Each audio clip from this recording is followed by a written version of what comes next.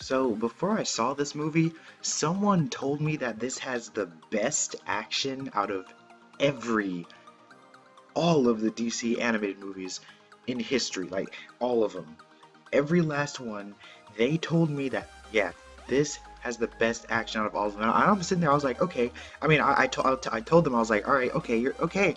I mean, I'll take what you have at face value, right? Take what you said at face value. Um, because I was thinking in my mind, I was like, whoa, wait a second, has this person seen Flashpoint? Has this person seen the Superman versus Darkseid fight in Superman Batman Apocalypse? Like there are a lot of good action scenes and a lot of different DC animated films, and this person just outright said this just is better than all of that. Um, Action wise, I was like, okay, I mean, we'll see. I mean, watched Death of Superman, 2018 animated film, cartoon movie, basically the New 52 version, New 52 animated version of Doomsday, Death of Superman.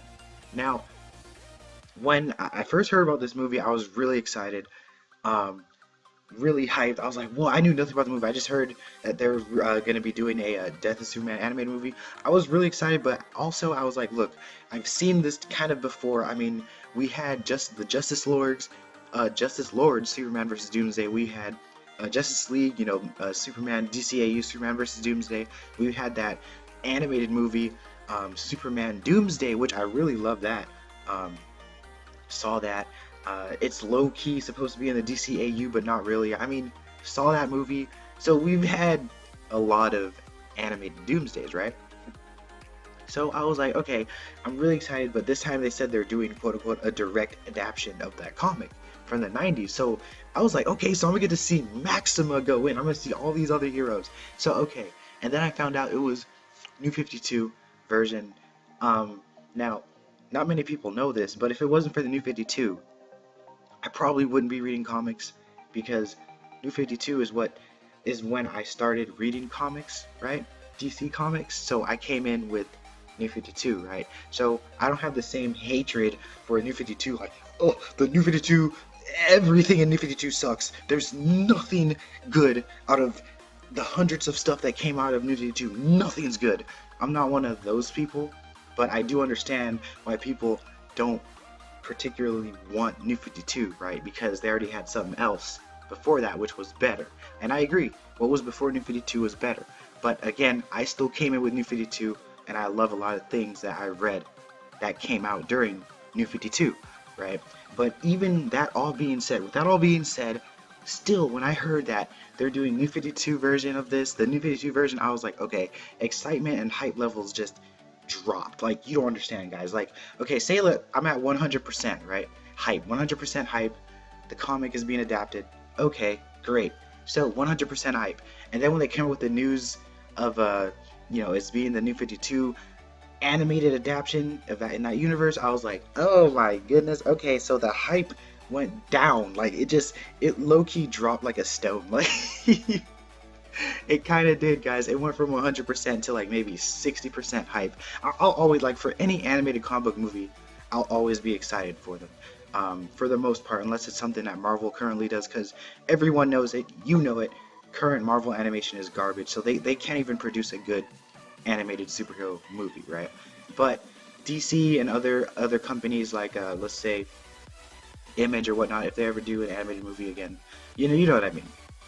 So, yeah, hype dropped, 60% hype, still really hype, but it's like, oh, we're okay, it's not really what I was expecting or really wanted, but still, I love DC animation. Now, I don't love everything, there's some things that I don't like at times, obviously, or else that'd be like fanboyism, right? Even though they're faults, you don't point them out. Fanboy. Anyways, movie came out, just finished watching it. Oh my, I'll be honest, this video may be uploaded like up to a week before, like a week after I record this, because there's been a lot. I've recorded a lot of videos and the audio is just sitting there. I haven't did the video yet, right? Because just a lot of things have been happening. But anyways, saw the movie. Oh my goodness, the first scene of the movie, the first 4 minutes of this movie is going to pull you in, because in the first 4 minutes we get Bruno. Like, if you guys are Superman fans, Bruno Mannheim, Metropolis.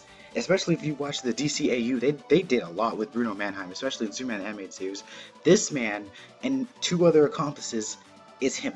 You clearly, Bruno has fallen on the times, because this man is robbing a bank with these mech suits. It's like they're expecting Superman to show up, and they're no, and you have they're robbing the bank and everything.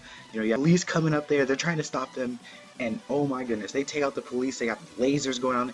Like, police people are dying. Like, this is new too. So people get killed left and right. It was insane. I was like, whoa, because almost every officer that steps up to Bruno and them, they can take it out. And then you have you have Sawyer, and then you also have Dan Turpin. Oh, DCAU did so much with Dan Turpin, I swear. But you have those two, and it was really cool seeing them. Even though Captain Sawyer, like, her hair, I hope I'm not missaying her name. I hope it's Captain Sawyer. Well, I guess she's commissioner now, currently. But here, she's not really climbed the ladder yet, it seems, anyway.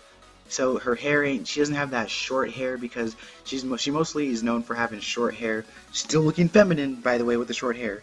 But yeah, she has longer hair and everything. But her and Dan Turpin, they pull up, and, you know, they try to stop Mannheim, but no, it doesn't work. And there was one funny thing, because Mannheim pretty much takes out a bunch of cop cars, right? So then Bruno looks over to Dan Turpin, and you have Dan Turpin at the cop car, because the cop car is upside down. There's like blood and whatever. This movie's bloody. Oh my goodness. But anyways, Dan Turpin's like, it's okay, I'm gonna get you out. And this man, and you have Bruno slowly walking to him, and then Dan Turpin quickly just quick draw a gun. Like, it's like, whoa, because he's acting like he's trying. Well, he is trying to save Captain Sawyer, but it was pretty funny, because he's just, it's okay, I'm gonna let you out. So it's like, you think he has no idea that Bruno's walking up on him, but just instantly Dan Turpin just boom, quick draw, fire. Like, it was cool. Anyways, Superman comes in there doing more of that super speed that we saw in Justice League War. Remember that? Remember douchebag Superman with that, so what can you do? Like, and he just overuses his super speed here. Like, I'll be honest, this man did not need to use super speed here. Like, this man was just zooming. I was like, okay, look, we know you're super fast, bro. Like, come on, chill. But it was cool. Superman saves the day, and he had those Superman puns like, you know, if it's something I hate, if there was one thing I hated, it's bullies. Oh, or like, you're gonna be spending time in a four-walled cell. Like, those types of like golden age phrases and quotes. It was really funny. Really like that. But anyway, Superman saves the day. But mostly we have a Justice League meeting. There's a lot of funny moments. Not too many. But there's a good amount of humor, which is good. And it's not that I want to kill myself type of humor either. It's that funny humor that I actually laugh, because I'll be honest, I rarely laugh during comedic moments in movies. But here I was laughing. And I really liked that, the feeling that I could laugh and have fun with a movie. But anyways, you know, we have Justice League, and basically this movie is a character focus. It focuses on Superman's character, as in he's trying to deal with if he should tell Lois Lane he's Superman. And one thing I was confused about, because at first it seemed like Lois already knew that Clark was Superman, right? But later we find out that she doesn't. So this means Clark Kent was able to slide in on Lois, guys. If you don't, like, it took me a minute to understand that, because at first Superman drops Lois off as Superman, then 10 seconds later he's in front of Lois as Clark, and they're like it seems like they're in a relationship, and I'm like, oh, so Superman and Lois are together. But then you find out that Lois didn't know who Superman was, and she wasn't really dating Superman, she was dating Clark. So it's like, Clark, buddy. You managed to slide in on Lois Lane as Clark Kent. You did not need to. New 52 Superman, New 52 Clark knows. Like, he knows. He slid in on Lois. Hey, they're dating. And they have a lot. It's funny because they have a lot of funny moments together. They have a lot of family moments, because you have John and Martha Kent there. The Kents, basically, they visit Smallville. And it was nice, but basically you have Superman just trying to figure out if he should tell what Clark's basically telling Lois. should he tell Lois if he's Superman? He has Barry for advice, which was like, okay, you don't need to ask Flash for advice, but it was still kind of funny. You have a lot of different things happening. I swear, Lex Luthor's in the movie. So is Mercy. Oh, Mercy. Mercy. Okay, Mercy had. I love Mercy. She's one of my favorite non powered characters in DC. She's just cool. Especially in the DCAU, right? But here, Mercy was she didn't really do much. She was just there. Um, she had that I don't give a f look on her face throughout the entire movie. It was funny because even when you have there's a comet coming through space, right? And Lex Luthor has it on satellite view, and he's like, Mercy, what do you see? What does that meteorite look different to you? And she's like, it's chunky. Like she just had that like whatever type attitude. Like it was kind of funny. I wasn't really used to that for Mercy, but it was still funny. Um, but anyways, we have a lot of characters in here. We have Hank Henshaw, we have Bibbo, John Henry Irons. So many Superman-based characters, right? It was cool.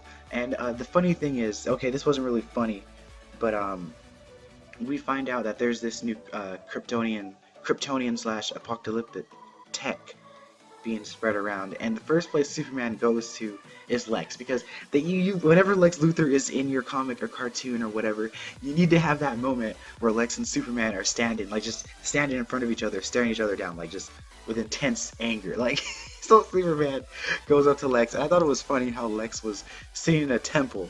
This was basically like a monk-like temple. He was meditating, and like he had like a karate gi on, and Superman shows up. Lex Luthor stands, and obviously Superman's like, Lex, so you're spreading technology. Lex Luthor, of course, he's like, no, I'm not. And yeah, and they have that little talk. You've seen the talk a million times, guys. You've seen the Lex Luthor Superman talk a million times. Superman's like, when we get to the bottom of this, I'm coming back for you, and you know how it is. Yeah, so Lex Luthor's Superman chemistry was funny. One thing, okay, Lex Luthor's voice. Okay, the first time I heard Lex Luthor's voice in this movie, I was like, no. Like, I was like, no, this is not, no. I didn't completely hate it, but I was like, this is an odd voice, no. But then later on in the movie, like, I mean, spoilers, I don't care. All of my reviews, all of my movie discussions are spoilers. When later on, when Lex Luthor he tries to take down Doomsday himself, and obviously it fails, but when he's doing that, I was like, okay, yeah, fine, you can be Lex Luthor, not all the time, but maybe sometimes. We already have the perfect Lex Luthor candidate. We have him, okay? I think his name is Clancy Brown. If not, whatever. I don't remember his name. But we already have the perfect Lex Luthor voice. But sure, this man can be Luthor for a little bit here sometimes in New 52. Because there's a point where he has this mech armor, because of course Lex Luthor had already planned for the moment. Like whenever Superman was gonna get beaten, Lex Luthor had those plans. He was like, okay, so there's a moment that Superman's gonna get beaten. I'm gonna go in there, save him, save the world, and everybody's gonna love me over Superman, right? So of course Lex Luthor enacts that plan. He goes in there with a mech suit, and he's actually putting up the hands, like on. It was pretty funny. He was actually boxing Doomsday for just a split second, not too long. It wasn't overboard to where you're like, wait a second, this man's just in a robot suit. How long? What? It was just for a second, but Lex Luthor really thought he was gonna beat Doomsday, and Lex Luthor, like, he had that big joke. He had like a Joker smile, guys. You don't understand. Lex Luthor had that Joker smile. He was sweating, like he was like, ugh, like, and now I'm gonna take a piece of you. And he has like a huge like dagger thing that comes out of the robot's arm, and it's just cling, and he's like, I'm gonna take a piece of you. And then of course he fails, but it was still great. I'm kind of jumping all around, and it's fine because this video is mostly for people who've seen the movie, right? So if you've seen the movie, you'll pretty much know what I'm talking about. If you haven't seen the movie, why are you watching? Anyways, it was nice. I mean, Lex Luthor tried, but he failed. We see some of some Atlanteans. When Doomsday first shows up, oh my god, I was praying that they did the whole thing where Doomsday holds out his hand for a bird to land in it, and he just clicks to splash, but no, he didn't do it. What he did do when he first showed up was the Atlanteans. They find Doomsday's basically his containment unit, right? And he's already out. This is underwater, and you have some of Lex Luthor's scientists underwater as well with the Atlanteans, and Lex Luthor is watching on camera. He's watching the scientists get killed and everything, and Mercy's just like, they're dead. And Lex, this man does not care. He's just like, rewind the feed. I'm like, Lex, a moment for your scientists, but no, he doesn't care.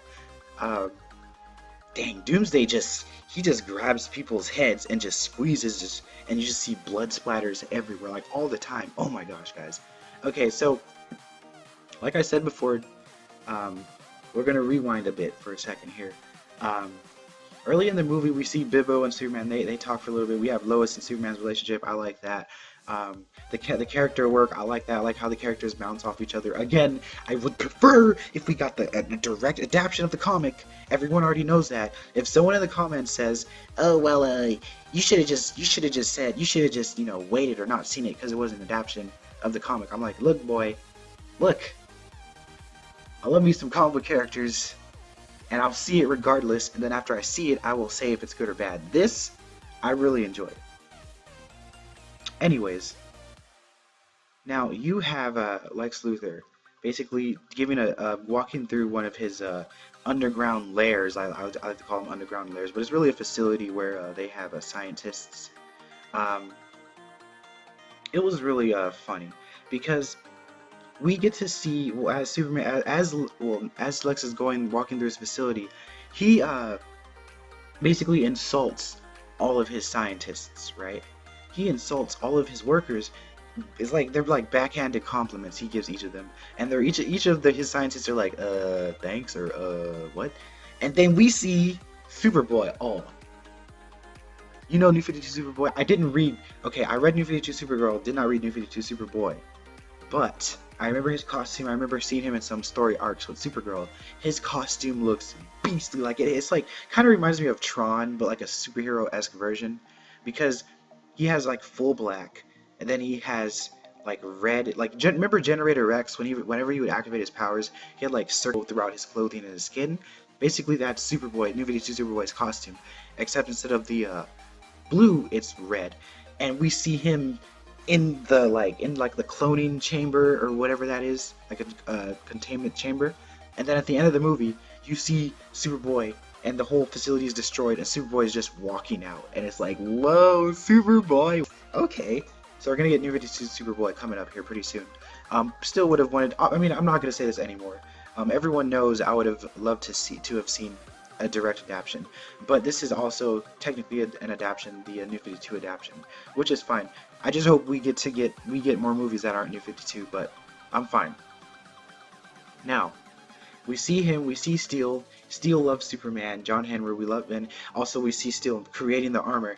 Also, by the way, when the movie ends, just keep watching it because there are end credit scenes, like multiple ones. I was like, come on now, like stop, guys. I honestly, I don't. End credits annoy me now. I'll be honest with you. At most, just have one long mid credits, or don't even do that. Just put it in the movie, right? But yeah, we see John Henry. We see him making the Steel costume. We see Cyborg Superman. We see a bunch of characters, right? For one moment, for a split second after Superman was dead, and we go to Superman's grave and everything with Jimmy and Lois, because apparently it seems like they're grave robbers. For a second, I thought there was Superwoman. I really did, because there was a woman's voice, which I didn't at the time realize that was Lois Lane, but there was a woman saying, so she said something, and then the camera just panned upward, and there was like a slim figure with a Superman cape, and I was like, is that Superwoman? But no, it wasn't. I think that was either the Eradicator. We definitely have Cyborg Superman in this movie, but that could have been the Eradicator, or just one of the Superman cyborgs. But yeah, and then we get John Henry Irons. We see John Henry and his wife get killed, and we kind of lay the basis for New 52 John Henry, or not John Henry. What am I saying? Hank Henshaw. We kind of lay the basis of New 52 Hank Henshaw hating Superman, or we don't know what he's gonna be like in the next movie because it's New 52. But because as they're in their space mission, him and his wife and like a few accomplices, He's always going on about, oh yeah, Superman will save us. You've saved me so many times. I mean, yeah, and then even when their satellite or their spaceship is getting destroyed, he's like, don't worry, Superman's gonna save us. And then you have their other accomplices get torn out, and his wife get pulled out of the ship, and basically I think, yeah, obviously they died, but yeah, and then he just looks back at them like, honey, and then Superman's gonna save us, and then he just gets killed, quote unquote, by that meteorite, Doomsday's comet, which was crazy. And I was just like, my eyes were just wide. Like throughout the movie, I just had these epic facial expressions. I swear, I should do reactions one day. But yeah, John Henry. No, John. Why do I keep saying John Henry?